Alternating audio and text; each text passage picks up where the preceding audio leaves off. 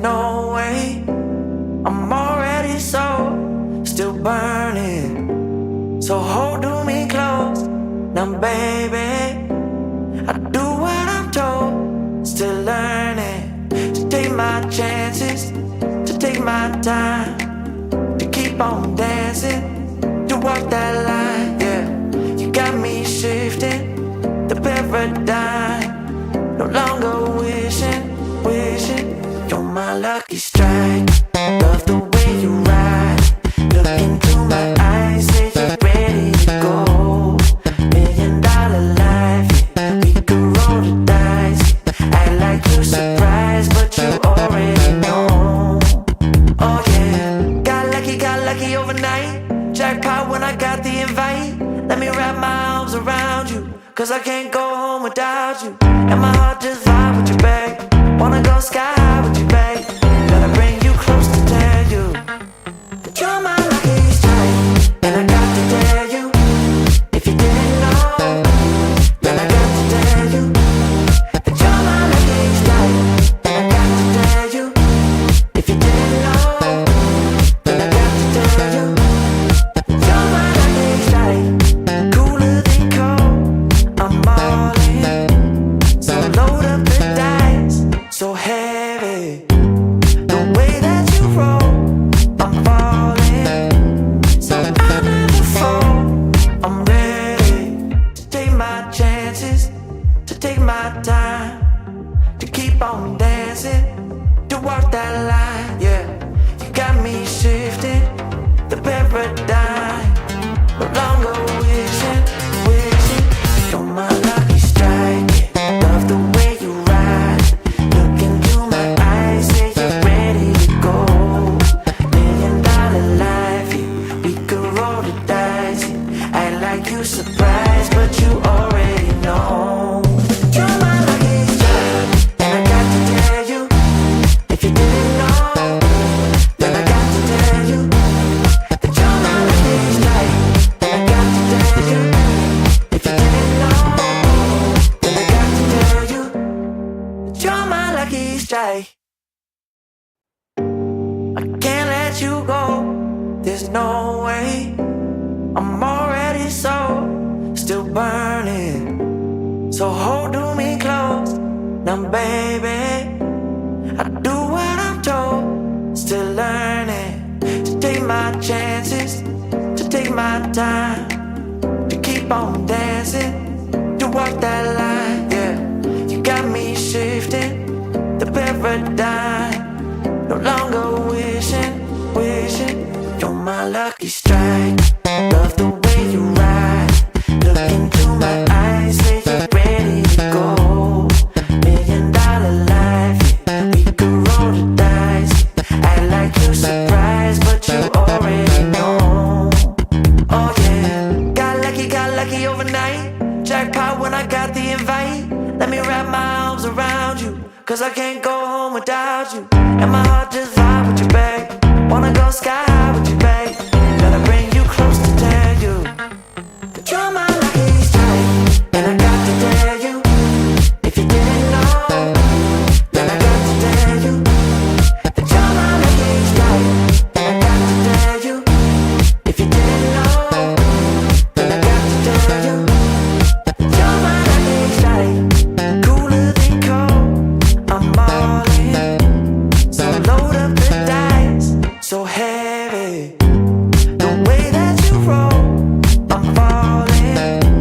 So I never fall, I'm ready to take my chances, to take my time, to keep on dancing, to walk that line, yeah. You got me shifting the paradigm, no longer wishing, you're my lucky strike, yeah. Love the way you ride, look into my eyes,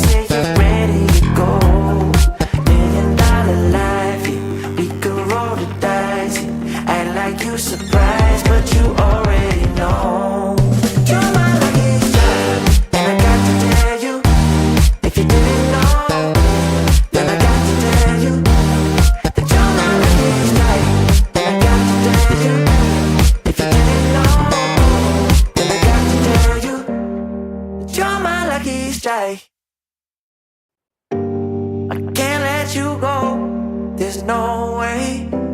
I'm already so, still burning. So hold me close, now baby. I do what I'm told, still learning to take my chances, to take my time, to keep on dancing, to walk that line, yeah. You got me shifting the paradigm, no longer wishing. You're my lucky strike. Love the way you ride. Look into my eyes, say you're ready to go.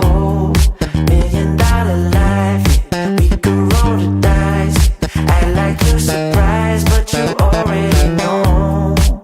Oh yeah, got lucky overnight. Jackpot when I got the invite.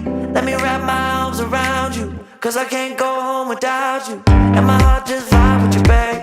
Wanna go sky high with you, babe. Gotta bring you close to tell you that you're my lucky strike. And I got to tell you, if you didn't know, then I got to tell you that you're my lucky strike. And I got to tell you, if you didn't know, then I got to tell you that you're my lucky strike. Cooler than cold, I'm all in. So load up the dice, so heavy. The way that you roll, I'm falling. So I never fall, I'm ready to take my chances, to take my time, to keep on dancing, to walk that line, yeah. You got me shifting the paradigm, no longer wishing. You're my lucky strike, yeah. Love the way you ride. Look into my eyes, say you're ready to go. $1 million life, yeah. We could roll the dice, yeah. Act like you surprised, but you already know. You're my lucky strike, and I got to tell you, if you didn't know, then I got to tell you that you're my lucky strike. And I got to tell you, if you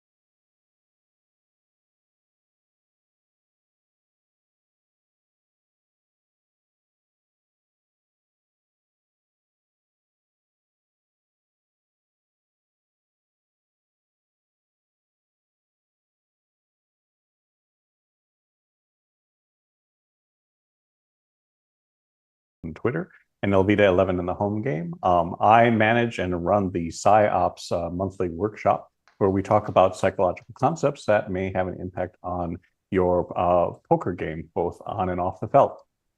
This month, we have a special guest. Dr. Craig Savage is actually going to come on, and we're going to have he is a psychologist as well, and we're going to have some interesting conversations, I hope, concerning where we agree in terms of these psychological concepts. And he has said he's going to push back on me, so it should be a great opportunity.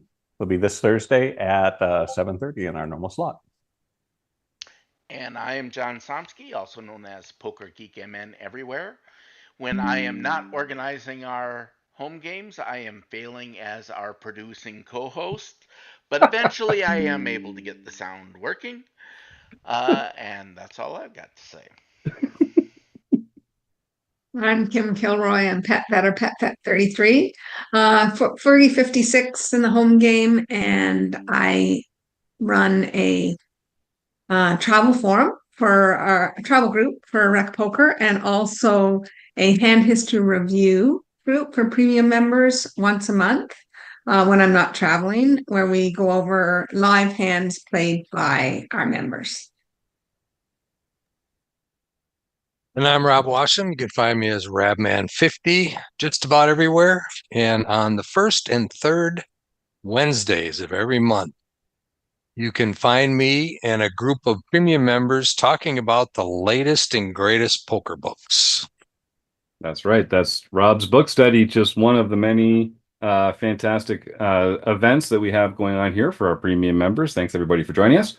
So normally here on the Monday night chats edition of the podcast, we have an interview with the fantastic person in the poker world. Unfortunately, our guest fell through today at the last minute, and so we're going to talk a little bit with our YouTube members, I hope, about some of the themes of the month that have been going on here at RecPoker.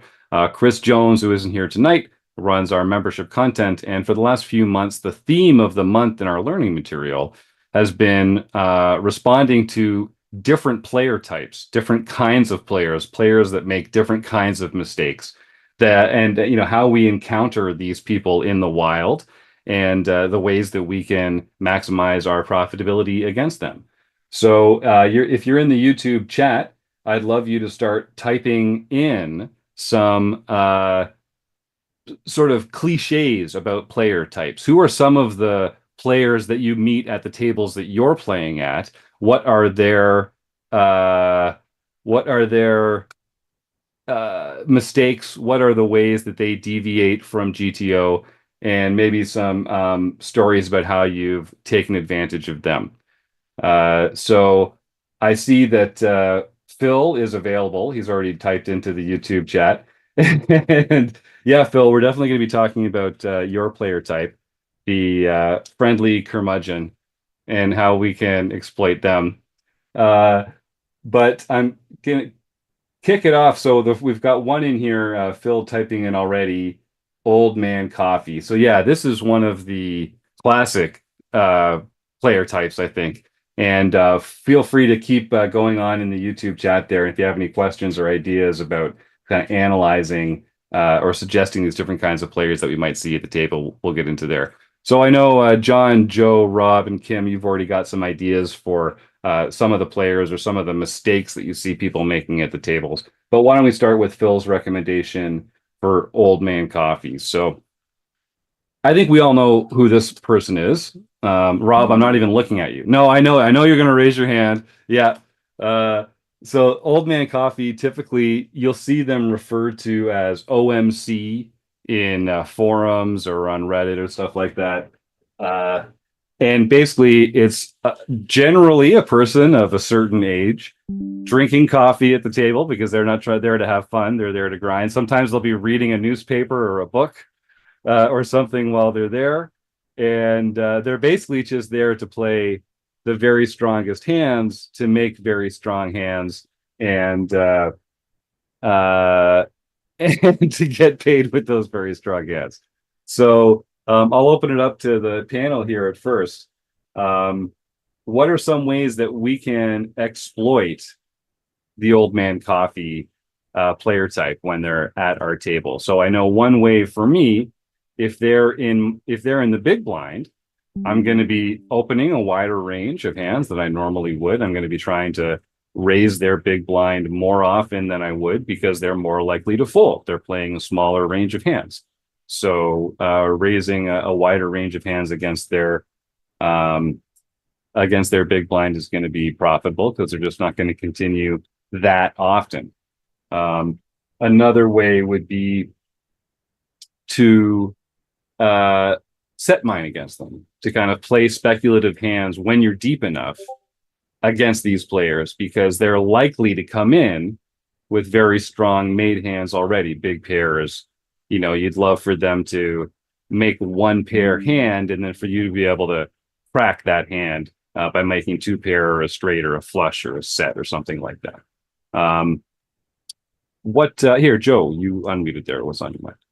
I didn't want to interrupt your strategy discussion. I was going to talk about more what some of the personality characteristics often of the old man coffee are. But I love that. I don't want to. So I think, as you were talking about it, we think about old man coffee as a monolith in terms of, well, they're ace hunting or they're just waiting for the hugest pairs and so on. And I think that's partially true, but a lot of old man coffee, the reason they're old man coffee and why they're there a lot and why they're there during the game is because they've come to the casino in order to substitute things that they used to do for work or in terms of socialization, right? A lot of times old man coffee finds other old man coffees are the ones that kind of know everybody in the casino. They're waving at everybody and saying, hey, how's it going? The dealers know them. And it's a social interaction for them. So beyond knowing to some degree that they're probably going to be tighter, right? Because they're just looking for those wins and they know that if they can wait long periods of time, they're also a population that you can probably exploit by talking to them, right? So they talk to the dealers, they talk to everybody. If you come in and you see an old man coffee sitting at the table and you haven't talked to them at some point, you're missing the opportunities because I find old man coffee tend to show you their cards more frequently than other players because it's social, right? It's an opportunity to interact with somebody. And if you're generally friendly, people will talk to you. And this particular population, I'm not trying to overgeneralize because there's cranky ass old men coffee, as well. But for the most part, they're actually a population that I like to play with because I know I can sit down, be warm, be friendly, get them to show me some of their cards, get an idea of what ranges they're playing. And sometimes they won't even bet me if they have it. They won't bet the river because I've just been nice to them.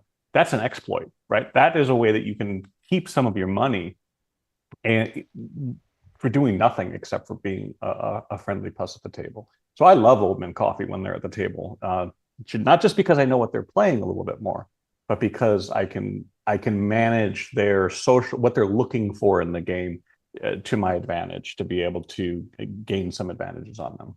That's a great point. I hadn't even thought about that, but well said. John and then Kim. Yeah, I was just going to go into kind of like Joe did a little bit more detail about old man coffee. And keep in mind that not all old men coffee are created equal. And just because someone fits the stereotype look doesn't mean they necessarily fit the stereotype play. But in general, they are there. They're not going to lose a lot of money. They are typically going to play fairly ABC, not going to get out of line, and they aren't going to be scared off by, um, if they've got a decent hand, they aren't going to be scared by bluffs. So the way I like to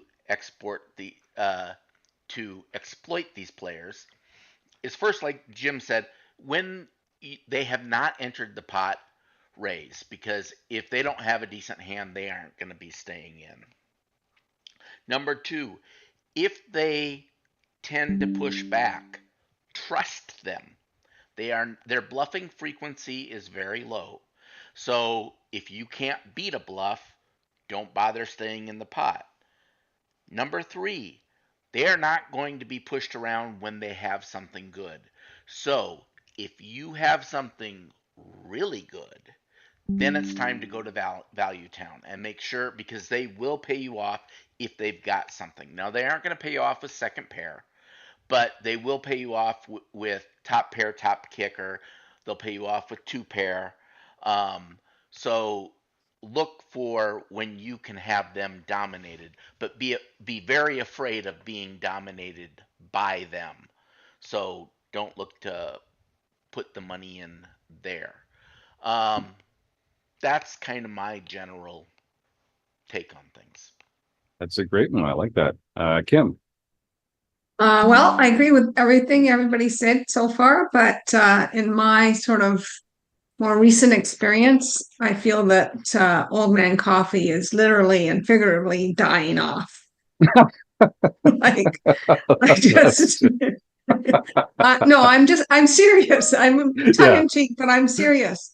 Like, the older players are getting better and better as far as I'm concerned. And maybe it's just the games I play, but I really don't find a lot of old man coffee stereotypical players in the tournaments. Now, maybe they're in the 1-2 games at your local card room, but that's not where I play. And I have found that there's a lot other stereotypes that I run into more often than the sort of stereotypical old man coffee that these guys are describing.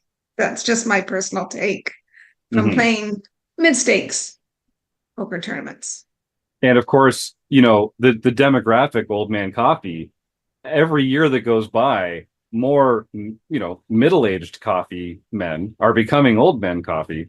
And they're still bringing some of those poker skills, you know, like the 60-year-olds, the 70-year-olds of today were the 40 and 50 years olds of 15, 20 years ago. And there were some excellent players in that group. So I think the entire poker ecosystem is getting smarter. And some of these, I know everyone is so excited to go play in the seniors event because they feel like they've got an edge on these old timers, but like, they're you too, man. Like, you're playing in, you know, that's what I think. Like, if you're playing in that tournament, think about it. There's going to be some other. I can tell you from the super seniors this year, Yeah. which is 60 and over, there's not a lot of stereotypical Right. old man coffee players. Now, maybe that's because it's a 1K. I don't know, but it's not. They know what they are, and they've stopped playing that way. Yeah. Joe. Or yeah, sorry, John, then Joe, then Rob. Mention that I think the old men coffee really is more of a cash game type of thing. You're going to find them at the lower level cash games. So at, you know, your 1-3 no limit or your 2-5 no limit, and that's about as far up as they're going to go because they aren't necessarily there to play the full length of a tournament. It's kind of their socialization. So I find the true old men coffee to be much more prevalent in cash games. I love that. Joe, I would just say at the dailies, right? But, you know, not all of us have a grand that we can put down regularly for a tournament, and a daily where they're spending $135. You'll see more of them. They're out early, right? They don't make it to the final tables very often. They're just looking to put in some money, make it through. So you'll see them there. But I would agree with Kim that once you start moving into bigger money, it just fades out. And Rob, watch mute, unmuted there for a second. I know that one of the things you're going to say is when they lead out on the river, they always have it. What else is on your mind? Well, I think I was just going to probably say what John just said, is that you're not going to find old man coffee type behavior in a tournament like you are in a small stakes cash game, the 1-2, the 1-3. They're there, they get their coffee, they sit down, and like Joe mentioned, they might read the newspaper, but they're just there to pass some time and, you know, maybe get involved occasionally. So the way I approach that is I will be very aggressive most of the time against somebody, that player type. And then if they ever play back at all, I'll just get out of the way. You know, the minute they take an aggressive action, whether it's leading out or raising, then I know that unless I've got the goods, I'm just going to get out of the way. But until that time, you can really put a lot of pressure on them, and they're going to back down unless they actually hit something. So that's kind of the way I play that type of player. Yeah, What- Joe. Yeah, Joe. The one other thing I would say, to trail on Rob is don't worry about getting bluffed on that one time, right? Because sometimes they'll get mad and they will play. They'll do something out of character for even Old Man Coffee, and that's okay, right? Because it's going to be very hard for them to sustain that. They're not going to be able to do that as a strategy.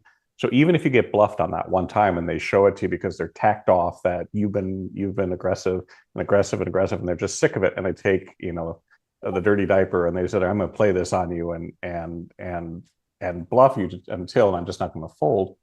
All right, so you lose one hand, right?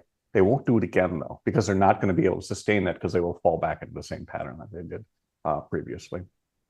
Yeah, and we talk about that a lot. The types of players that under bluff, even if they are bluffing occasionally, they're not doing it at a high enough frequency for it to be profitable for you to be bluff catching. You should just fold and let it go. And I want to follow up on a point that Joe said earlier about whether it's an Old Man Coffee or other players that are there for the social element of it.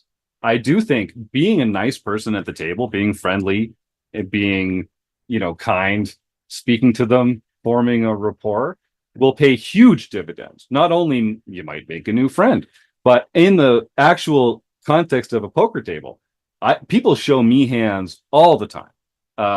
I think people decline to bet or raise on a turn or a river against me because we have a friendship. We're like buddies now at the table, and so they are going to take it a little easy. Or I've definitely had several times where people have shown me their hands and just said oh, I wouldn't normally show. I never show, but you're a nice guy, so I'll let you see it this time. And or even say things like they'll make a big bet on the river, and it's just the two of us in the hand, and they'll say something like, "Save your money," or and they're never lying. And I'll hum and haw. I know I'm folding, but I'll hum and haw and grudgingly fold, and then they'll show this really really strong hand, and it's wow, that player really gave up some EV at the table, but because their priorities are different.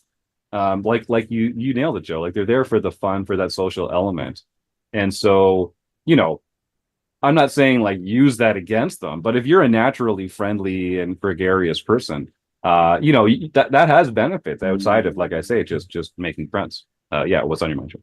Well, I just say that the sweet spot, you'll know you've hit the sweet spot, is when you reach the point that you're starting to feel uncomfortable that the other players will think you're colluding with that player because they're so interested that they're almost reaching over to show you, and you're still in the hand, and you're like, no, dude, I can't.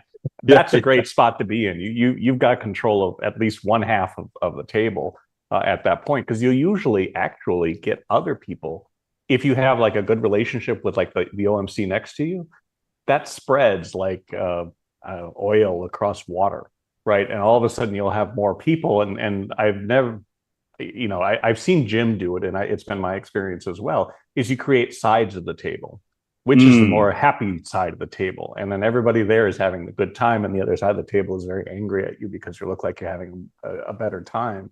And that's just, they're bleeding information, and you're sucking that up. And at the same time, it's a lot more fun.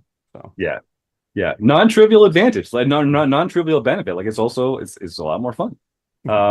So we're going to kind of look at different players types today. We kind of think of players as being either tight or loose, and being aggressive or passive. And a lot of players kind of fall into these quadrants of players. So Old Man Coffee is typically tight and passive. When they are aggressive, that usually means they've made a very strong hand. And so these players are fairly easy to play against because they're somewhat predictable. The strength of their hand, maybe not the actual holdings, but the strength of their hand range is often made clear to you by their betting pattern, whether they're betting or checking, whether they're calling or raising, and then the sizes that they use. And like the gang has said, you can kind of play pretty straightforwardly against them. Sort of what Kim was getting at, though, and Rob has talked about this in the past as well, is that there are players, and of course, poker players know that other poker players are making assumptions about them and about their player types and how to exploit them. So, like Rob Washam, for instance, who could pass for an old man coffee if he chose to. I'm just saying you could make it happen, Rob. You're endowed in a way that would allow that to be the case. And you, being an experienced, savvy, exploitative player, can really use that to your advantage. So I call these players the old man Irish coffee, because they're sipping the coffee, but you can't tell that there's a little something in there. And they're a little more relaxed than typical OMCs are going to be. And these are the ones you really got to watch out for, the Rob Washams of the world, because they're going to sit there just pretending to be an old man coffee, never bluffing. But then all of a sudden the draws don't come in and they lead into you on the river. And you're like, oh, I'm just going to auto fold here because I know this guy only bets when he has it. But these sneaky old man Irish coffee characters, they know how to sneak a bluff in there every once in a while. So you gotta you gotta be aware. You gotta be aware. All right, I want to just run through some of the YouTube comments here that we've got. I love this active YouTube chat. Thanks to some new faces for showing up here today. So we got a comment from let me see. I thought we saw one from. Oh yeah, Phil is saying. Phil Razor saying if they bet on the river, they have it 100% of the time. Yes, agreed. Mike Day says that the bar leagues are full of old man coffees. Yep, that's right. I think it is again because they're like hanging out and having a good time, right? Low stakes Midwestern tournament players want to see flops with about 5 limpers per hand. Yes, that's right. And and then some of the things I'm seeing in here also have to do with more passive players, limping and calling. And I think that was Mike Day as well, talking about where was it? This is such bad podcasting right now. Oh yes, I see a lot of limp callers who play fit or fold on the flop, and usually I bet 100% of the time versus that type on the flop. So let's talk about our next player type, which is sort of the wide or loose and passive player types. So these are players that want to make hands. They play a ton of hands pre-flop. They might be called calling stations. They're the kind of players that usually have a very wide gap between their VPIP and their PFR if you're a HUD stat player. And they tend to make very passive actions, and they want to limp, they want to call, they want to see flops. And let's talk a little bit about some of the ways that we can exploit these players, because we see these players all the time in lower stake recreational fields.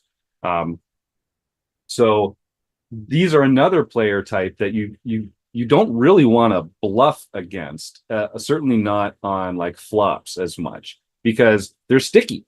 And if they have a single backdoor or like one overcard, it's going to be hard to get them off that hand until the river, because they are believers. These sticky players are real optimists that they can make a hand, that queen is coming if they just call one more bet, and they want to get that kind of dopamine response. Actually, we'll ask Joe which brain chemical it is that I'm actually referring to there. But in the meantime, Kim, yeah, you have some experience with passive wide players, right? Yeah, but I was going to say, does this also include the sort of ABC players, like that are just trying to see flops and see if they hit? And you said it's not worth bluffing them, but maybe it is taking a small stab for a very small amount, because they're going to just fold unless they have a backdoor or they have something. They're just going to. So stabbing at this pot, I think, is okay, but it should be for just a small price. Yeah, and I actually like this exploit against players like this, where you can bet small on flops and you can even bet small on turns, because it keeps their range really wide and open. And then you just have to decide if you're going to make a big bet on the turn on the river to take it away, because usually by then they haven't made a hand. They've kind of capped their range by not raising you when you make these small bets and just calling.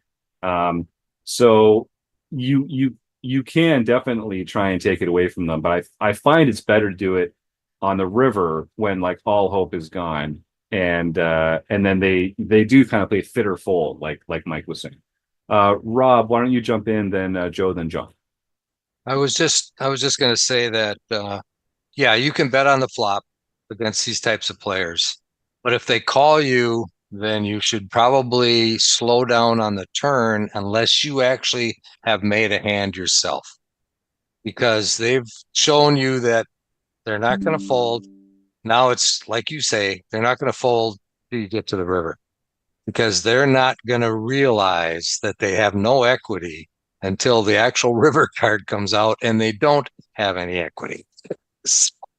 So Yep. you can bluff them on the flop, but unless you actually have a hand, don't try to bluff them on the turn, because they're just going to call you with any type of draw that they might have, whether it's an overcard, like you said, or some gut shot straight that is very improbable.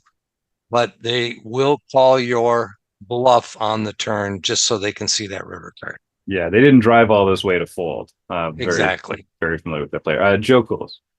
So, as I'm always going to talk about the player personality type, in terms of what you're looking at. So they're gamblers, but they're really not gamblers. They're superstitious, right? They don't really have a good understanding of the odds, right? They're looking at it. They remember, and you did get it right. It is dopamine. But they remember all those times where they held on and they got there, and then they won these big pots. And so that's what they're looking to get again by the river. And so they don't want to give up very easily if they have some sort of draw, and so on. And I think that, you can use that information, like Rob said, in terms of understanding how you can bet them. But they're also the player type that I think ticks off of studied players the most, right? Because you're doing all these different things. They're coming with all this junk, and they're staying in pots that they shouldn't be. And while that's an advantage, if you think about it from an EV standpoint, it's really stinking annoying when they get there on the river and you even have a two pair, and somehow they pulled this really weird flush or straight out of the air. And then you can't believe it when they raise you on the river. You call them, because how in God's green earth could they have had both a jack and an 8? And then all of a sudden you're angry. And so I think that, when you identify a loose passive calling station, you have to steel yourself to the idea that they're going to, in many respects, cost you money when you have to fold on the river, because you've been pulled all the way through trying to get there, and they got there and you did not. And if you do not recognize that is going to happen, and recognize how much money you're making when they don't, you will lose money, because you will fail at the moment when it costs you the most. And that's why you have to recognize this particular population almost more than a lot of the other ones, because they're just really going to rip your heart out at some point. And we see them a lot. Like you say, these are a lot of recreational players fall into those pitfalls of sort of superstition and poor pattern recognition, and not grasping the fundamentals and the math of poker, particularly well. So, we see a lot of these players, and it's fun to make hands. Like it is, it's fun to make hands. And it's especially fun to make hands and then to win a big pot against the kind of salty guy over across the table there too. Like, hey, even I enjoy that from time to time. John Thompson. Yeah, I'm gonna kind of reinforce what Joe had to say. This player type is really about hanging on if they've got any type of draw. And again, not all people are created equal, but some of them will be hanging on to a gut shot draw. Some of them will be very inelastic to bet sizing. So you're not going to bluff as much against this player, but you do need to make them pay to miss their draws. And then once they hit it, if you have evidence that they've hit it, you got to get away, because now they'll often overbet the river in order to get their money, and then you kind of have to believe them there. So, you can make a lot of bets while they're going up to the river, and they're probably going to be coming along with you. So do it when you've got the best hand and you're more likely to rake in the pot. No, Rob? I was just going to say there's another aspect of this player.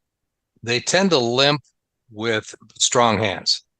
Because in their mind, they haven't made a hand yet until the flop or the turn or the river, right? So don't be surprised if they limp and then call your raise, and you look at that as a capped range, and they show up at the river with a pocket aces. Yeah. That is going to happen with these types of players because their aces have been cracked so often that they can't put more money in than a limp. And then, but of course they're going to call a raise because they got aces, for God's sakes. Why wouldn't they? So be aware that there's no such thing as a capped range with some of these types of players. They could have any two cards when they limp and call a raise. That's a good point. It's almost like these players are sort of like bluff catching as a general line. Like they're getting into hands with, made hands, but even aces is just one pair, and so this is part of the problem for some of these players. So I love the way that you're putting that. We've got some good comments here from the YouTube chat. I'd like to welcome some new folks. I got some great comments here from Neil Jaworski. Welcome, Neil. So Neil says the best bluffs are when they call flop and turn and fold river. Yes, exactly. And when we were talking a while ago about like pre-flop exploits and three betting, semi bluffing as a three bet, one of the great things about it is we love it when people fold to our bluffy three bets. But when they call our three bets, that actually works out pretty well for us as well, because now there's a bigger pot out there and we've got range advantage and we can win on future streets when our opponents don't make a hand. And now we win an even bigger pot than if they had just folded pre-flop and all we won was their original open raise. So similarly, post-flop, if you have a read on a player that they're going to raise with a very strong range of hands, then you can do like Kim and Rob are pointing out here and bet small on flop and turn and allow them to kind of cap themselves by not taking an aggressive action. And then it's up to you to choose whether to pull the trigger on the river or not, based on the run out, based on some physical reads, however you decide to make that decision. But I like the come here. So Neil follows up and says, yeah, beautiful. If they call the turn with a gut shot, they'll have a really weak range on the river and fold to your bets. That's right.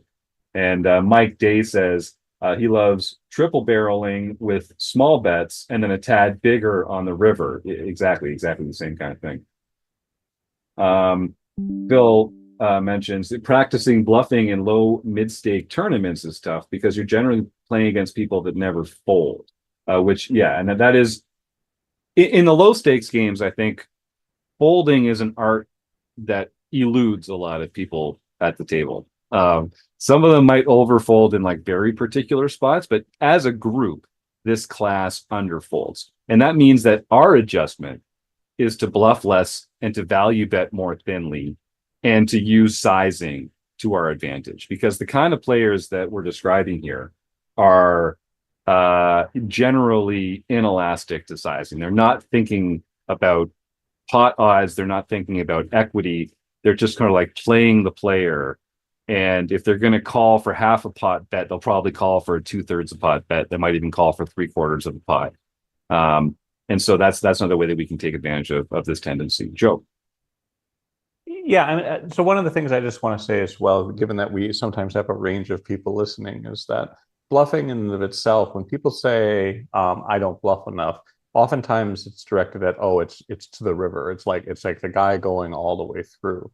But there are ways, and I think Kim had said it at the beginning of this discussion in terms of the ABC player, is that you can bluff on two streets, but you don't have to bluff the river just because you went there, right? It's okay to give up on a bluff at any particular street. And sometimes, when you look at just that small river bluff in the beginning against particularly the ABC population, that's a bluff. And then you can shut it down. And that's still bluffing, but it's not the kind of bluff that people think about where it's like, I went to the river and I threw all my chips in the middle and I got them to fold and I had nothing. Yep. I like that a lot. So we've got some more comment here. Neil says again, I think playing in position plays a huge role in this discussion, to be honest. You can be way more aggressive in position, in my opinion. 100%, Neil. And especially, you know, especially in the games that we're playing, if we're thoughtful and paying attention to our opponents, they're going to give off a lot of information, not necessarily from like, physical tells or verbal tells, but through their bet sizing and through their actions, they're going to give off more information than, savvy, veteran, experienced players, which means that being in position is even more valuable against these players because you're going to get more information. You're going to have more actionable data when you decide whether to pull the trigger. So yeah, great point, Neil, and thanks for joining the show. Comment here. Oh, that's you, Joseph, talking about. Are we talking about tilting when we get there? So we'll see what we get back in the YouTube chat there. I like Dave Evil Roy Slade's comment. If they're a check-in, I'm a betting player type. That's right. Why don't we talk about that player type next? Let's see if we have any other comments here.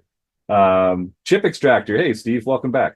Says low stakes live players call wide early in hands, but also narrow quickly post flop, especially as absolute bet size increases. If this is true, you can build the pot exploits from these general mistakes. Yeah, nailed it, Chip Extractor. That's exactly correct.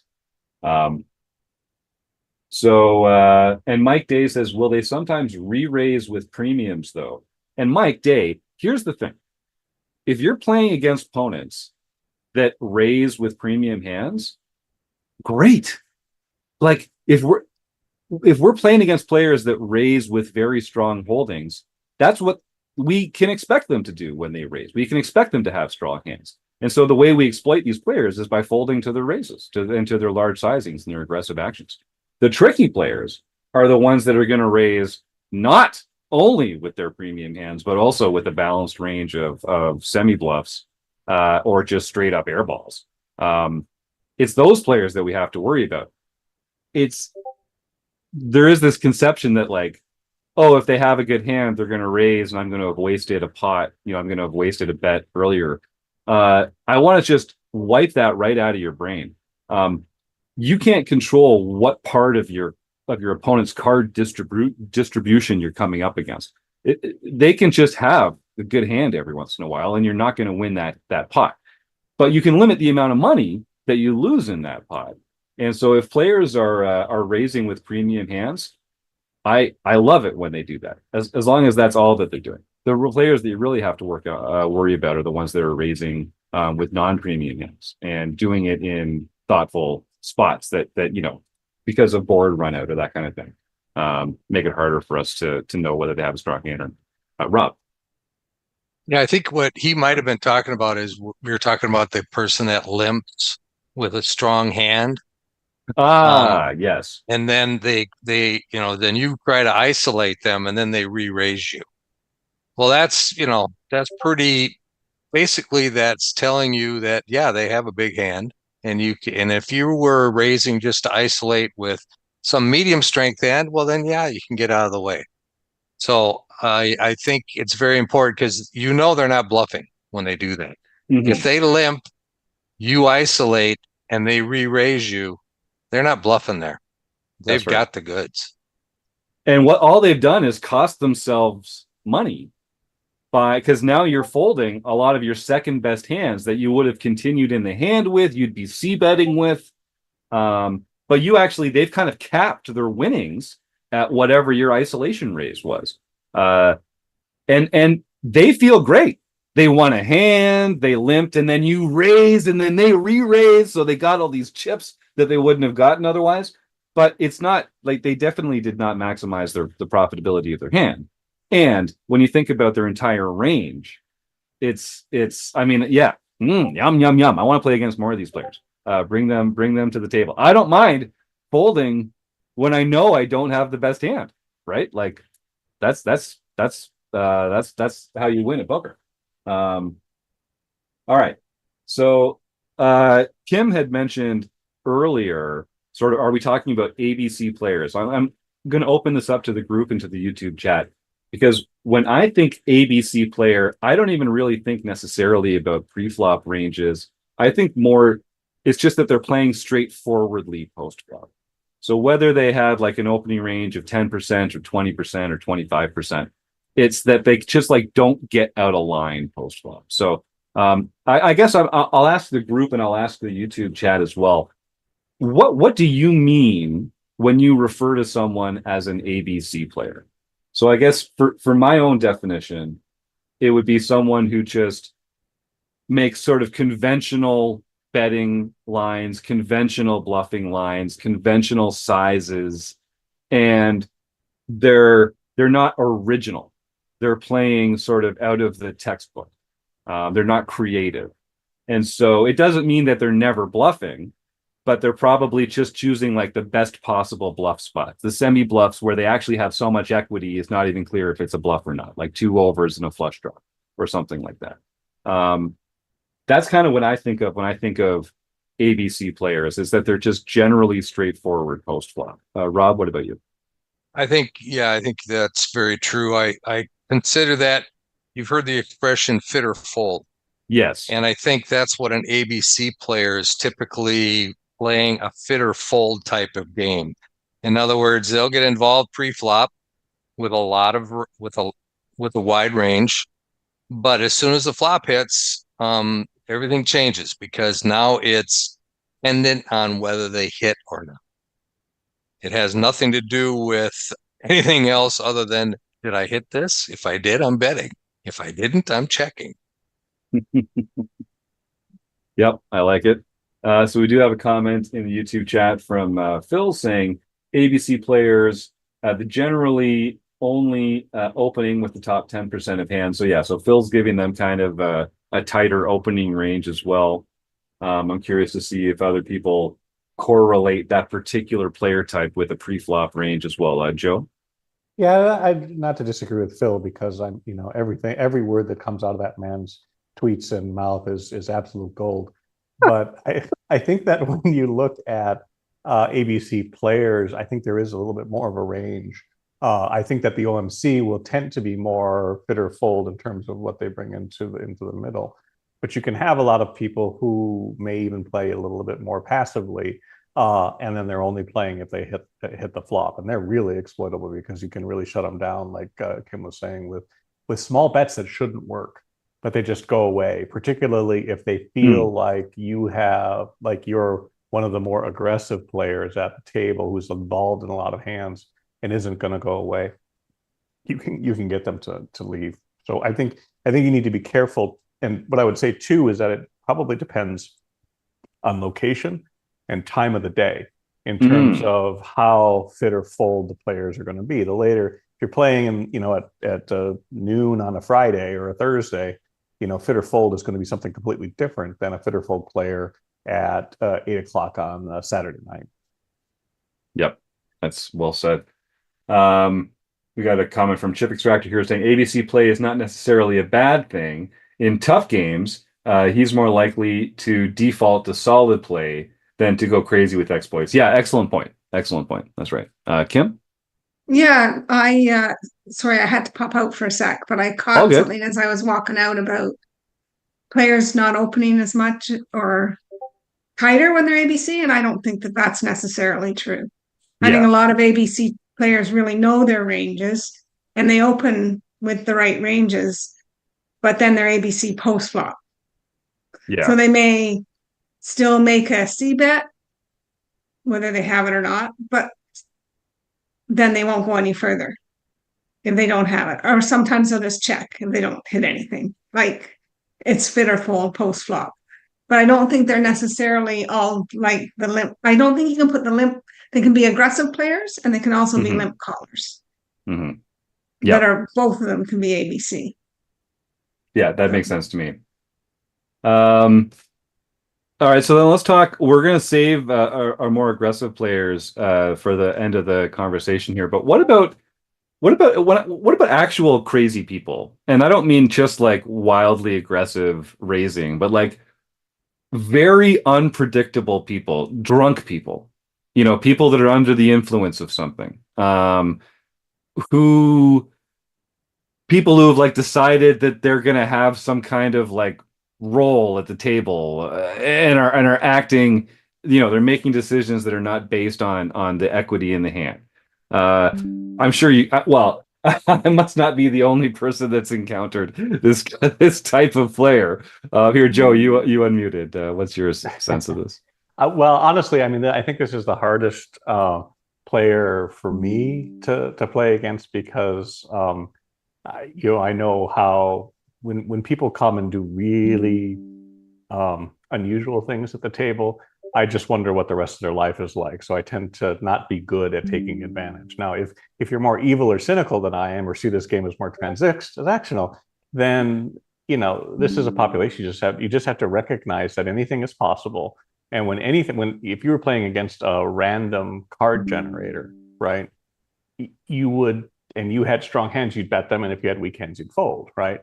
So that's all you need to do. That, or at least that's how I play against them, because on average, you're going to win. But similar to the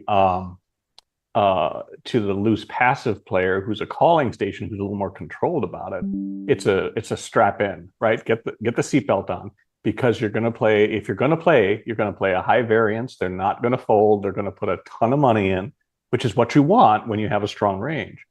But you're going to get blasted by some large pot, and you may not get that money back. But it's really the people that you want to play against if your goal is really to make a lot of money in poker. And I'll ask the panel here, and I'll also ask the YouTube chatters.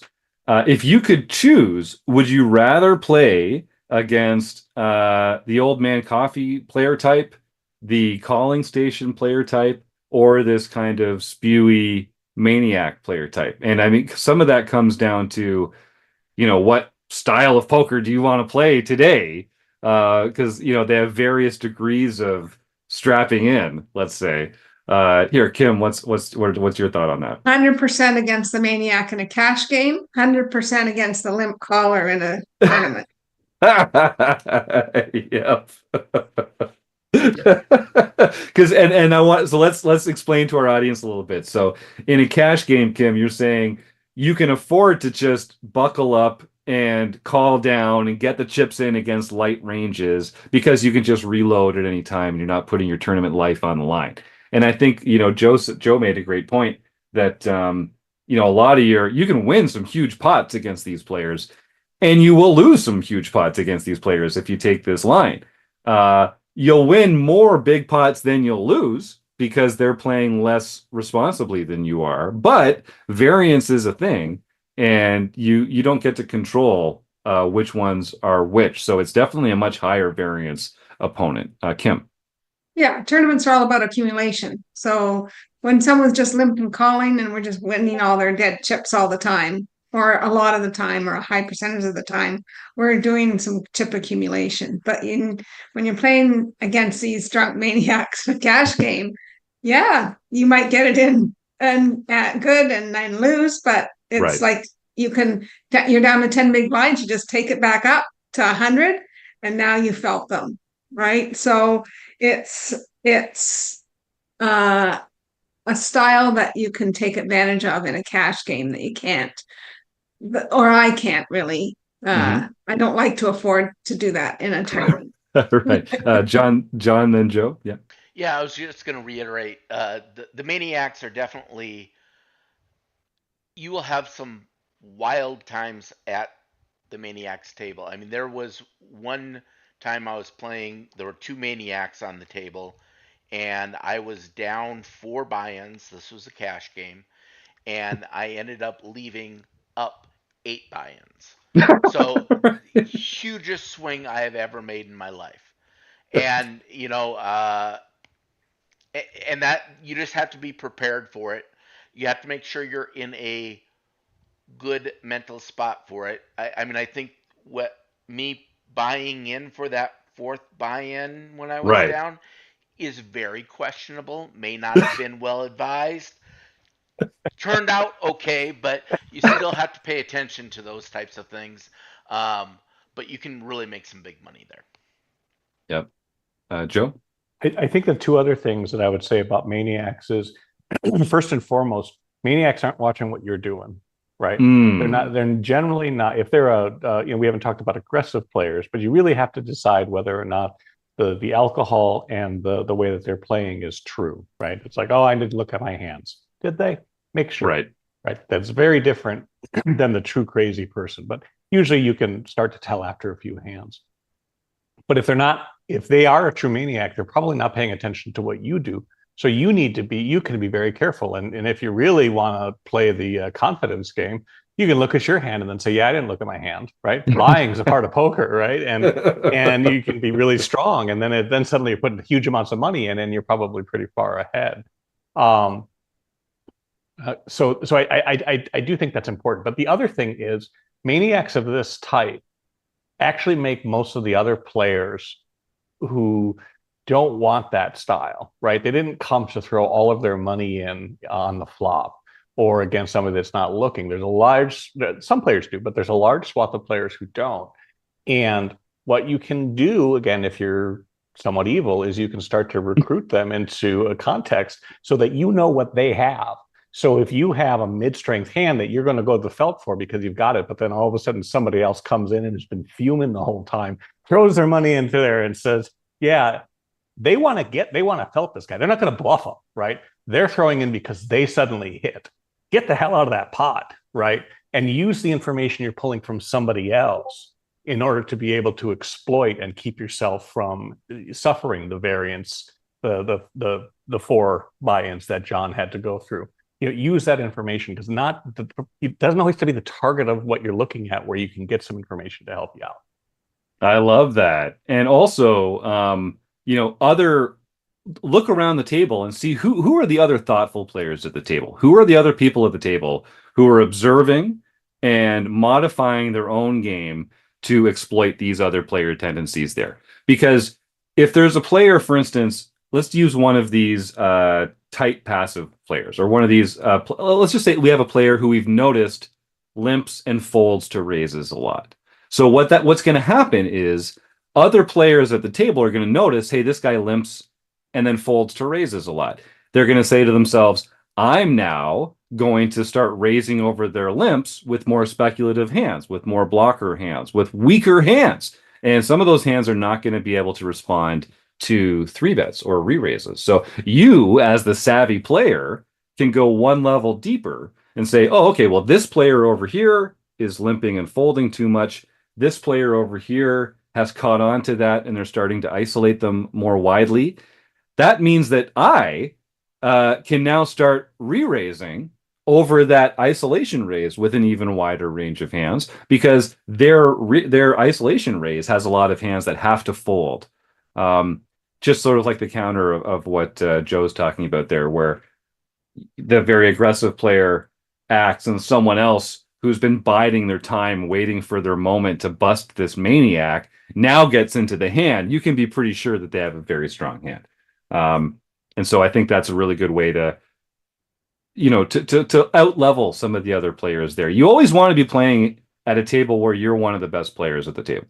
Like, that's the first key to poker. If you sit at the table and after a few orbits, you can't tell who are the people making the wide passive mistakes, who are the people making the aggressive mistakes, who are the players that are just too tight, you need to find a better table, bud. Because,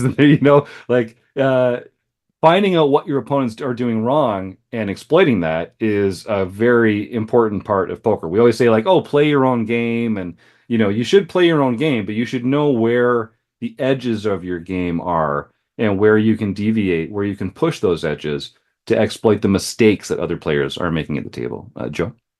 Yeah, I would just say, though, what you said is pretty high level poker, right? To be able to look and know everything. And for a lot of rec players, a lot of the time, this was true for me when I started. I mean, I sat down at the table and I knew I was the worst player at the table, and I wasn't going to find any other table there where I wasn't the worst player at the table. Sure. Right? Yeah.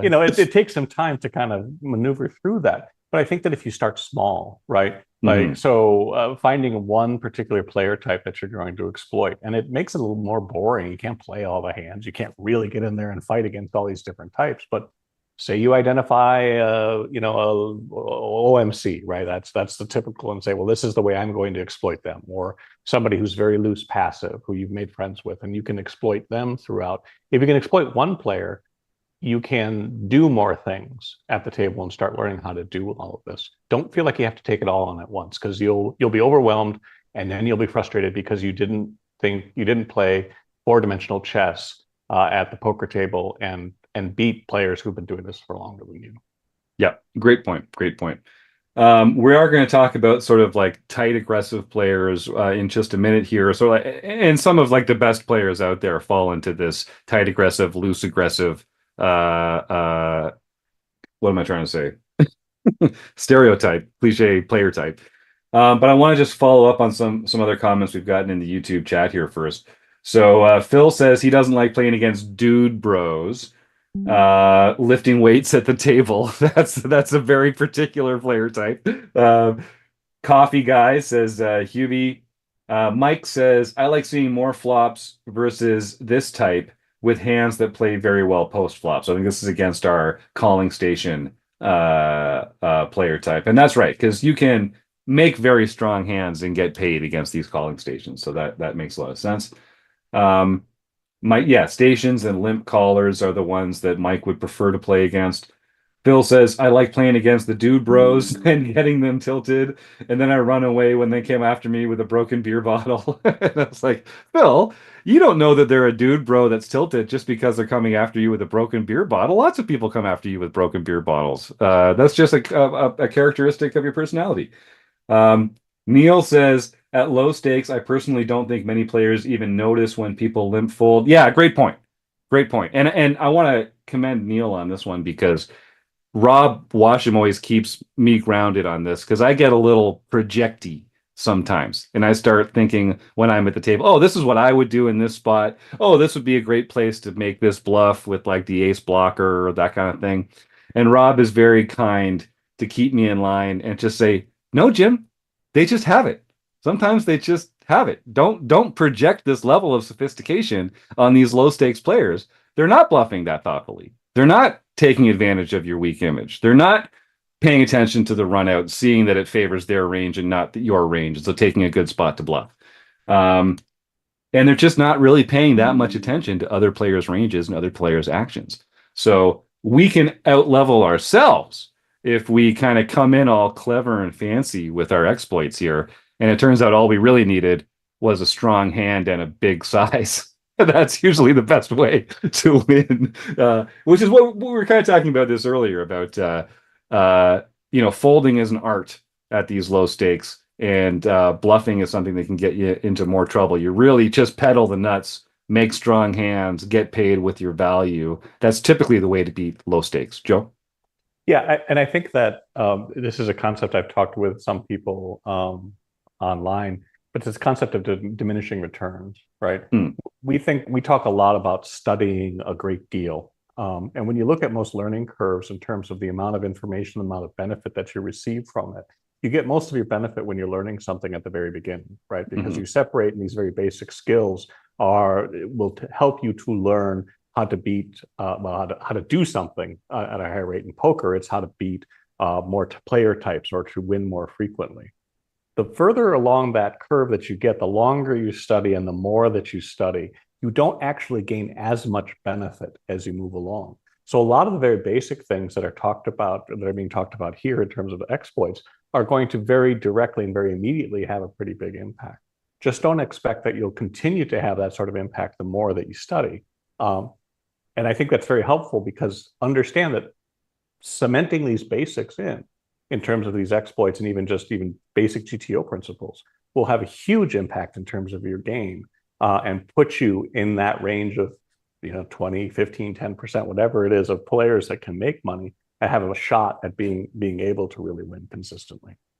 Yep. Well said.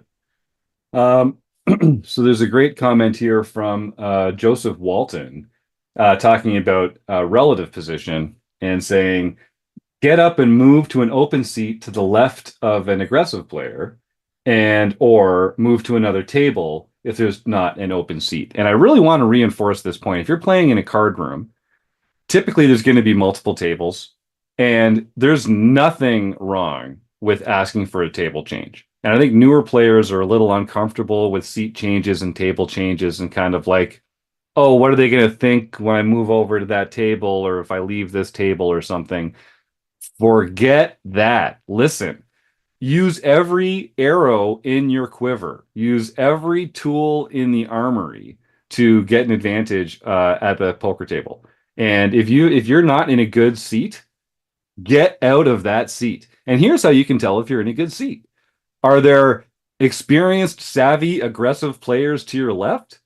Guess what? You're not in a great seat. If I could draw it up, if I could draw up a perfect table, I would say I want the old man coffees to my left and the maniacs to my right.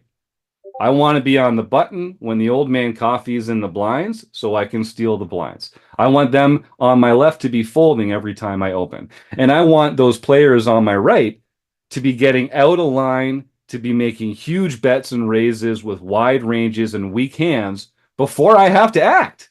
And now I get to just decide to only continue when I have really strong hands. Or whatever it is that I'm looking for. Typically in that case, it's going to be really strong hands. The worst situation you can be in is to have the tight players to your right where you never get to benefit from them folding pre-flop all the time. It's true, you do get to play some speculative hands when they open. You can just call behind them and try and crack their aces. But it's much better to have them to your left. And you really just do not want that aggressive player to your left who's going to be raising over limps all the time, who's going to be three betting your opens all the time. We talked about this with Carlos Welch on the show a little while ago, just a few weeks ago, about how being in facing a three bet is an inherently not profitable position. Okay, if you have Poker Tracker 4 or Hold'em Manager and you run reports, you can filter for hands where you're facing a three bet, and I guarantee you are a losing player in that spot. It's just like playing out of the big blind. Even if you play perfectly out of the big blind, you're typically going to be a losing player playing out of the blinds because you're posting all these hands blind, you're playing out of position. So the best players in the world, they're not trying to be winning players out of the blinds. They're just trying to lose less than everybody else. And that's the same way that we should approach facing three bets. So if we're going to be in a position where we are facing three bets a lot, we should probably find a different position. And if that means changing a seat at the table to get the aggressive players to your right, do it. And if that seat isn't available, move to a different table. And I don't care at all if the people think that you're doing it because you like don't want to play with them or like, you're not good enough. Or I don't curse on the show unless the guests curse first. So no, they're not here to curse first. But you can imagine me getting a little salty here when I say, forget those guys and gals. And I don't care at all what they have to say. And you shouldn't either. Go get the table change button. Go sit at a different table. I guarantee you the worst thing you can do is just continue playing in a bad seat where there's good aggressive players to your left. Don't do it. All right, let's see. We've got some, or here, Joe. Yeah, you want to? Just really quickly, because I know you want to move on to aggressive players, but along those lines, if people keep trying to seat change to sit on your left, leave. Get out of the casino. Come on back another day. They've identified you. They're going to follow you wherever you go. You're doing something that they know, and just right. It's okay to get out of that situation. You don't have to try to put up with somebody that's targeting you. That's right, and don't take it personally. Like they're not picking on you because they don't like your hair color or like you made fun of. Well, it might be. That's a good point, Joe. We don't know why, but typically what they're doing is it's your actions, it's your ranges. They want to be on the left of players who you must be making some of these mistakes that we've been talking about here on the show. You're probably opening too wide, so you have to fold too much. So they want to be in position on you so they can be the one three betting and scooping those pots and making you fold. So yeah, you should. A lot of this, one of the toughest things about poker is knowing what your own mistakes are. And that's why it's so important to join a group like RecPoker, a free group like this, to share information with your peers and get honest feedback and have your assumptions challenged. Like it's the hardest thing in the world for us to just play poker and just on our own think about our play and develop as a player. It's like that's not how you get better at poker. You can't challenge your own assumptions. You're not a reliable narrator. You're making all sorts of mistakes that you're being results oriented and you're not seeing the mistakes that you're making. So find some people to talk poker with, whether it's here at RecPoker or another group like that, some friends, whoever it is. You need to get other people talking to you about poker. Okay, we're gonna catch up on a few more of these YouTube comments, then we'll race through some aggressive players and close out today's show because this has been a banger so far. I'm loving this. We got, and then, oh yeah, and start typing the words food bank into the YouTube chat now, folks. We will do a draw at the end. So if folks don't know, we like to support food banks here at RecPoker. And so we're going to give away a prize for free to someone at the end of the episode. All they have to do is type the words food bank into the YouTube chat. So start typing the words food bank into the YouTube chat now, and then we'll pick a winner in just a few minutes. Phil says he only plays in tournaments, not cash games, so no seat changes for him. Neil, thank you for the kind words. Yeah, please join us anytime. Joe Walton says, yeah, the aggressive bettor will know you know what you're doing if you move to their left. It's true, but this is one of those things where I think the strength of the position is worth more than the like disguise of why are you there or not. You know what I mean? Even if they know that that's why you're doing it, what are they going to do? Change their play style completely and stop being aggressive player because there's a savvy player to their left? Maybe that would be the smart thing to do, but that's not, players aren't generally poker players aren't good at making those adjustments. Hubie says we should all be we should all be wearing name tags with player type tag. That would make things a lot more convenient, Hubie. If we could just use my HUD color coding system, that would save a lot of time for everybody. Great point. Neil says money flows to the left. You want the spewy players to your right. Good loose aggressive players on your right can actually be tough because they lock out of pots and force you to play tight. That is a good point.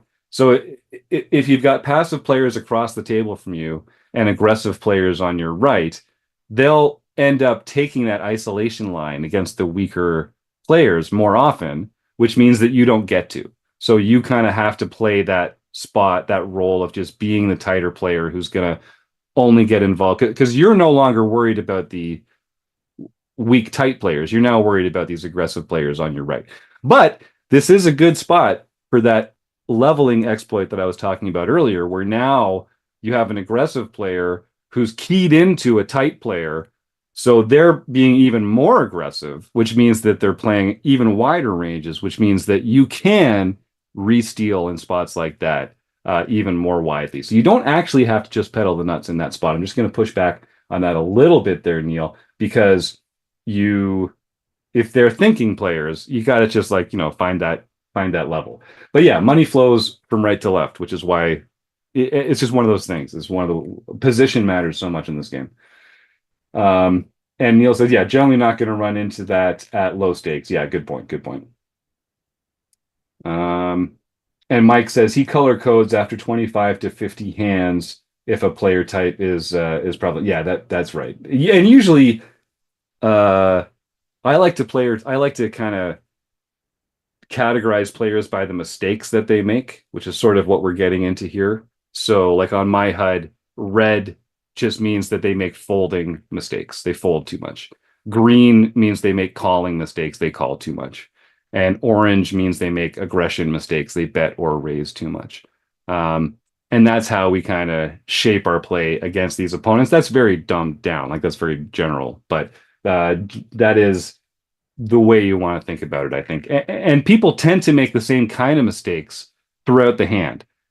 Passive players that like to limp and call raises and see flops, they tend to also play passive post flop. So you can infer, you can extrapolate based on limited information, even if you don't get several hundred hands on a player. I like that Mike's saying, yeah, you can kind of get a sense after a few orbits of what kind of mistakes are these players generally making. Okay, so let's talk about the players that we don't want to see. Or John, sorry, was there something else you wanted to jump into? Well, I was just wondering if you've ever brought like colored Sharpies to the poker room so that you could color code people, just ask them to hold their hands out. And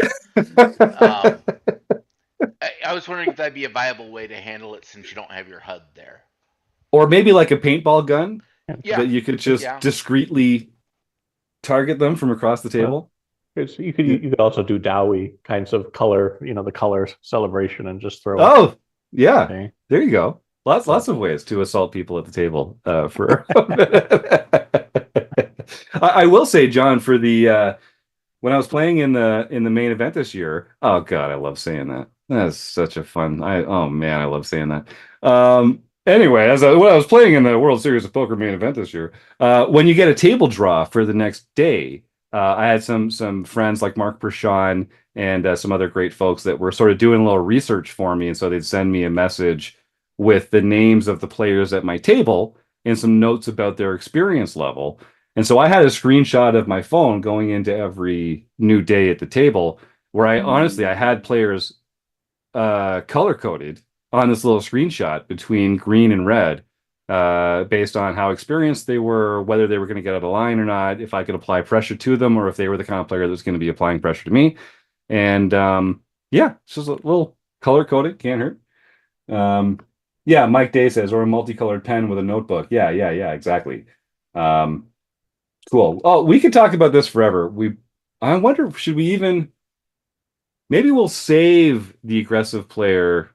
Let's just highlight it quickly. We'll save some real deep exploits against these aggressive players for a future show.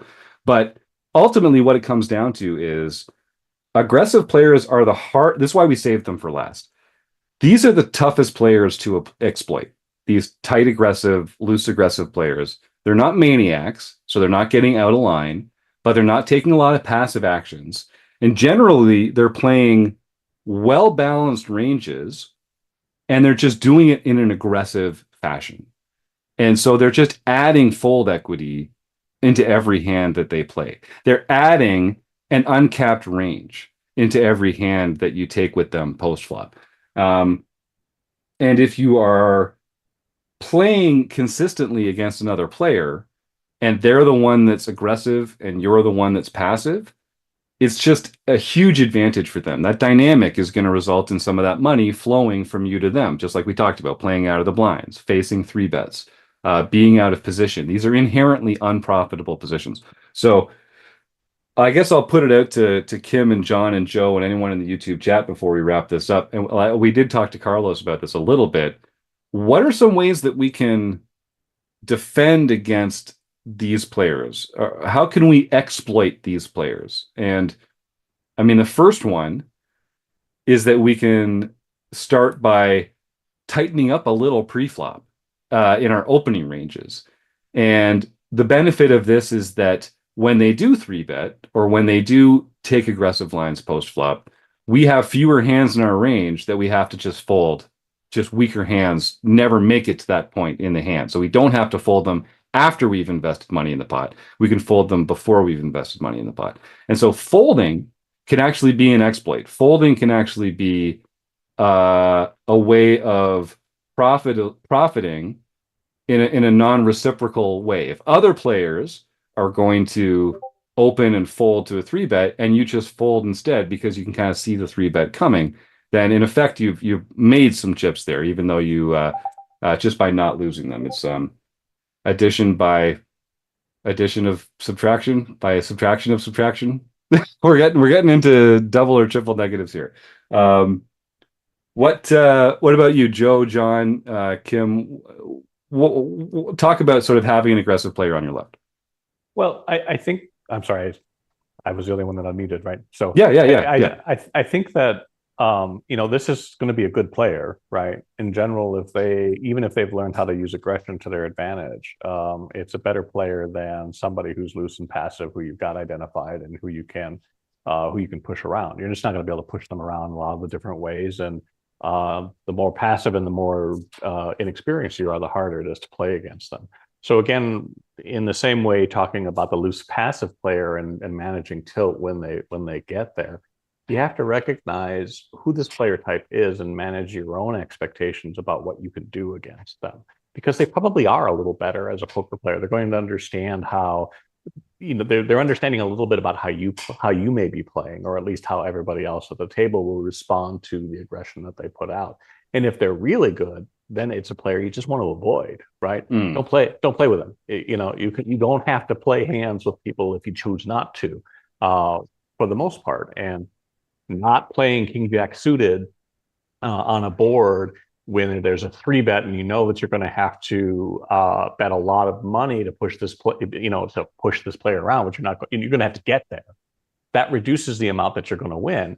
And if you're going to have to fold it out, well, as Jim says, tightening up and just not playing with that individual is probably a good idea. Yeah. I Rob? agree with that. Oh, sorry, sorry. Rob, go ahead. No, go ahead. No, I was just going to say that if you have a tight or loose aggressive player to your right, one of the things that you can do is you can 3-bet him a little lighter. Okay. You can do it with a polarized range because they're going to believe you. If you have a hand like, let's say, ace jack. I hate ace jack. So what I'm going to do is if I got that type of player on my right, I'm going to 3-bet with my ace jack offsuit. And then if he then comes over the top, well, then I can easily fold. But a lot of times you get folds from them because they are using their aggression to get you to fold. And they don't always have pocket aces. Let's just put it that way. Yeah, I like that. Yeah, Kim, you had something? Yeah, I agree with Joe about staying out of these players' ways, but you're often in a tough situation when they're either immediate to your left or two to your left, and they don't always just raise you; they just always call or they raise. They just want to be in pots with you, and you know that they want to be in pots with you because they're better than you. So you can't just not play when they're always going to choose to be in pots with you. So that's where I would be trying to find an exploit. What they are, I don't know. But I guess tightening up is definitely one. And I guess you have to resort to the old realization when you're out of position mode and sort of play more passively versus those kinds of players when you're out of position against them. So then you keep their bluffs in, right? Yep. And you are going to lose more chips that are going to flow over that way. But that's the type of player that I have the toughest time against. That they always want to be in the pot when me or my friend on the right that I'm trying to be in a pot with. Right. and they're either calling or they're raising. So, I have a limper on my right. Oh, I'm going to raise. Now they're just going to call me. Or this person raises. Now I'm going to be in the pot with them and I'm going to call. Now they're going to raise. And it just makes your life a living hell when you have one of these players on your, or two on your left. Yeah. And you can't always avoid them. When I have a player, I know that's a really good player across the table, I just try to stay out of pots with them. Yeah. But it's just impossible if they're on your immediate left or to your left. So I don't have an answer. I just have all the questions. Yeah, right. And of course, and so you can see that at a 9-handed table, it's less of a problem than at a 6-handed table. At a 6-handed table, you're much more likely to be in pots with that player. So having more room available helps. Joe, you had something I think there. Yeah, and I do think that this has, as Kim said before about the difference between cash games and tournaments, is that in a cash game, you never have to actually lose money to that player. You can just leave, and sometimes that actually is just the best thing. I mean, if that player is so much better than you and is going to make your life a living hell, staying in that game is, I don't want to say silly, but it's self-defeating because you'll just feel worse about your game as you go on, and it's so much easier to lose money in poker than it is to win money. It's like gaining versus losing weight, right? It's really hard to lose weight, but it's not that hard to gain weight. But if you can stop yourself from losing a ton of money at the table, the overall income for that, or at least, minimizing that loss is going to be better for you overall. In a tournament, though, you can't do that, right? You have to be able to try to figure out how to play them because you can't change seats. You can't just get up and say, I'll play later when that person's busted out. And you can't just sit there forever because, as Kim, well, she didn't say, but you'll just blind out. So I do want players to understand, though, forcing yourself into that situation, particularly if you're just learning, don't do it, because you'll just be frustrated and upset and feel like your game is worse than it actually is, because you're just playing the top of the heap in terms of some of the player types we've talked about. Yeah. When I was playing in the WSOP main event earlier this year, there was this. I was sitting at a table with Adrian Mateos, Adam Friedman, and at least one other like world famous poker player that had his own camera crew there for him. And for like the last 2.5 hours of day 4, I think I played 2 hands. It was just like, nope, I'm just not there. I'm gonna find a better table tomorrow. I was at a better table earlier today. Like, I'm just not gonna try to outplay these guys. And luckily, I had enough chips that I could just sort of sit it out. I knew I'm going to get a new table in 2.5 hours. And with a deep structure like that, you can actually afford to just like throttle back and blind out a little bit. And I think that was a good decision. Yeah, Kim. I have found that if you have the opportunity to make a really good play at the table, whether it's calling down somebody's river bet, huge river bet, when you just have third pair, fourth pair, or ace high and being right, Mhm. or whether it's making a play and making someone fold a better hand, that if someone sees these players see you do that and you get that respect at the table, they will pick on you a lot less often. Then you will True. get a lot more respect. So if you can find the spot for that, it's valuable. Yeah. Yeah, definitely. So if folks are, we got to wrap this up shortly. I've really been enjoying this conversation. If folks want to hear more about defending against 3-bets and playing against aggressive players on your left, I'd recommend you check out our recent episode with Carlos Welch. I think it was episode 609 or 611, something like that. It was in the last few weeks. Because we get into some of the details about what kind of hands you might want in various situations there.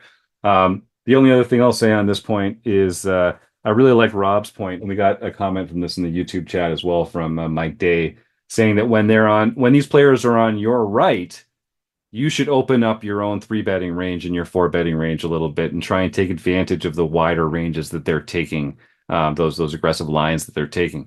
When they're to your left, it's a difficult dynamic to play in. Aggressive players are the least like, what am I trying to say? It's the play style that you are going to be the least comfortable playing against, exploiting, because basically the only way you don't want to be opening and then folding to 3-bets. You really don't want to be opening and then calling 3-bets either. That just postpones the point in the hand at which they're going to use their range advantage and your capped range to win the pot. Now you're going to lose a bigger pot than if you just folded pre-flop. So you have to fight fire with fire a little bit, and that means 4-betting when they 3-bet you. And you're not going to be able to just do that with premium hands. So you have to, one of the only ways to exploit these aggressive players is by being aggressive yourself, taking these 4-bet lines with less than premium hands. A, you're going to win some pots pre-flop, but B, more importantly, you might slow them down a little for the next while in the game if they get the sense that you are not just playing ABC, that you're not just playing fit or fold. You'll be a less attractive target for their aggression if you can also bring some aggression back to them. Kim and then Joe. Yeah, you just need to be careful that you know where they're raising from. So you may have a player tagged as super aggressive because they always raise when they're in the hijack cutoff button. Right. Okay. And now you want to make a play against them because you have a mediocre hand and they just raise from under the gun. Right. So just be aware that even aggressive players do get premium hands. Yes. And just because someone's been 3-betting a lot for that orbit doesn't even mean that they're necessarily an aggressive player. Sometimes they're just getting good hands for a little while. So you got to be careful about that. Great point, Kim. Yeah, Joe. So I just to kind of finish up, because I think you were trying to wrap up, is they're actually that's not actually the hardest player type. The hardest player type that is going to be the one who can play all of those different styles and changes it up on you on the basis of what you're doing. Those are the players that you really want to worry about, because they may be throwing a lot of different speeds at you because they're responding to what it is that you are. And I don't think that these are very common players, but I've seen them, and those are the ones that frighten me the most. Yeah, chameleons, we'll call them, because they can really adjust. Or I don't know, is an octopus? They're very contortionists. We'll find an animal. We'll find an animal that's appropriate for this and get in there. But yeah, the players that can change it up, Octopuses can change their color, as well as they have a lot of different hands and different ways. right? And they're pretty smart. So I think maybe the octopus. The octopus. Although Tentacles. aren't we advertising now for another poker? Oh yeah, they have another one. Okay, well we'll take this back into the production shed and see what we can come up with. But yeah, that's okay. Well, this has been super fun. I really enjoyed our YouTube chatters today. Let's see, we got some more comments here. I'll just hit them out quickly. Mike Day says the tag players like putting pressure on people with a big stack. That's right. Phil says the best players are tag in early position and lag in late position. That's a great point.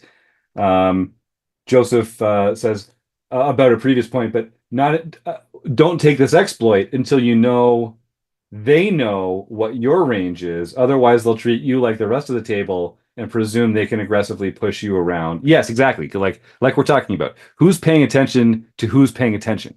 It's sort of like one of these things. It's like you don't want to be too sophisticated against the players that are not themselves very sophisticated.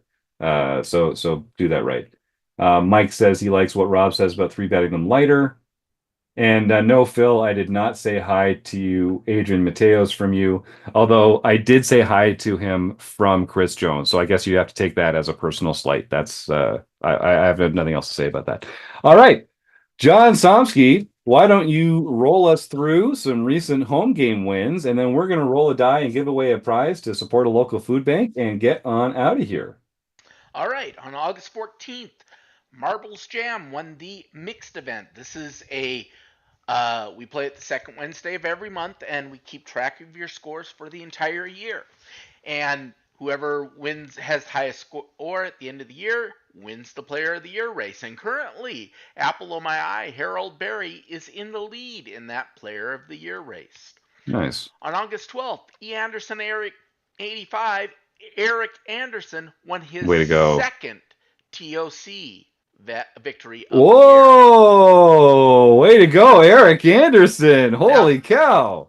He probably should have saved one for next year because he only gets one silver pin because he won a TOC there.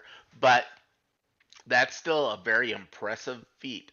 I know you're showing it off. I still have yet to win one. Then we have way to go. That's 33. Tough. Kim Kilroy won her third nightly victory of the year. Tom Binkley, Eric Jin got his second nightly victory of the year. Poker Cat 36, Naomi Pazol got her first nightly victory of the year. Oh, way to go, Naomi. Keck Geek got his third nightly victory of the year. Benny, and that's Keck Geek Senior for those keeping track. Benny in the Jet 96 got his first nightly victory. Oslo Burger Tron Vidar Stensby got his third international victory for the year. And then Oslo Burger Tron Vidar Stensby got his fourth international victory of the year, sweeping the international events on Saturday. Then amazing. Flipwreck Luke O'Driscoll won the LPP event, so he can contact info@rec.poker for his free month at Learn Pro Poker. That's right. Congratulations, Luke, and to all our winners, but especially if you win on Sunday, the Play Money home games, they're free to enter. They cost nothing to play, but the prizes are real. It's not just these fancy, funky pens that you can wear, or pins that you can wear with pride, but you can also win real, cool, awesome prizes like a free month at Learn Pro Poker. So Luke, send that email, please, to info@rec.poker, and we'll get you all set up with your prize. Just a fantastic element of our Learning with Partners program here, where you can get connected with some of the best training sites and coaches around the world. Here, Rob, you had something there, I think. Speaking of which, the Poker Forge is having a back-to-school sale. This guy says the kids are going back to school, so we should too. So his back-to-school sale, you can get your first month for only $25 and then $35 a month thereafter, which means you're saving a whole heck of a lot from even what you get with your RecPoker code. So it's an extra $13 off of that per month. So if you want to take advantage of this sale, you can go to the RecPoker website, go to resources, and then learning partners, and go to the Poker Forge, go into the sign up for it, but do not use your code RecPoker for this sale. Okay, you can just go right in and do the thing, and you'll get this sale price, and it's good through Friday. So don't waste any time. Get in there. Go to our website, go to resources, learning with partners, go to the Poker Forge and sign up, but don't use the RecPoker code for this sale. There you go. And if you're watching live, you've got all week to make it happen. This episode will come out on Friday, which is the last day of that sale. So if you're listening to this the day it comes out, you've still got all day to go and claim your fantastic prize. All right. I see we got 7 entrants in our food bank raffle, wrapping up with Joe Rafter. I've got an 8-sided die here. So we're going to do a roll. Jim. Yes. So pick a number between 1 and 8. 8. So any 8, and I'll give 20 towards the food bank. What a guy. So the reason that we do this raffle is to sort of combat food insecurity and to help support hungry people around the world. And I think it's a great cause to support, whether you're right or left or what your religion is or what you believe. I think we can all agree that helping hungry people to eat is a good cause. And if you just pull your smartphone out of your pocket right now and Google food banks near me, you'll find a fantastic organization in your own neighborhood that can benefit from a few bucks out of your pocket, a few hours of your time volunteering, or a few non-perishable food items from your own pantry. And I'd encourage you to do that. You never know who might need a little extra help putting food on the table these days. It's a tough time in the world, and supporting your local food bank is a great way to do it. We got our last entrance in here. K Poker Wannabe is going to be number 8. So Joe, we're rooting for an 8, because not only do we get to send K Poker Wannabe a free month at Learn Pro Poker, but you are also going to donate $20 to support a local food bank. Thank you, Joe. And let's see who the winner is this week. It is a 7, Joe Rafter. Oh wait, hold on. There's some confusion. I'm getting feedback in the YouTube chat. Is there 9? Hold on. All right. This is why we got to just list these out. Someone back me up here. I see in order Mike Day, CM Magic 62, Neil Jaworski, Hubie, Ginger, Joe Walton, Joe Rafter, K Poker Wannabe. I see 8. I think that's 8, unless my math is off. Hubie, if I'm missing something from like an earlier, let me know. Email me, jim@rec.poker, and we will check it out. But Joe Rafter, you are no stranger to the winner's circle here at the RecPoker podcast giveaway. So thanks for continuing to help us raise awareness about food insecurity and this fight against it, and supporting a local food bank. Send an email, Joe, to info@rec.poker, and we will get you all sorted out. Yeah, no, sorry, Phil. You're way too late. We already did the draw. You've been bamboozled again, my friend. All right. Anything else? We're done, right? This has been super fun. I can't believe we went long on this one. Before the show, I was like, oh, we won't go too long. There's no guests. We'll just kind of like talk about what we love about poker and exploits. And this has been one of our longer episodes, of course. Thank you so much to our YouTube chatters. Thank you to the Running Aces Hotel, Racetrack, and Casino. Thank you to Kim and Rob and John and Joe. Everyone at home, all our premium members. My mom. Thanks to everyone. We'll talk to you again sometime soon, hopefully next week on the RecPoker podcast. All right, have a great night, everybody. You take care.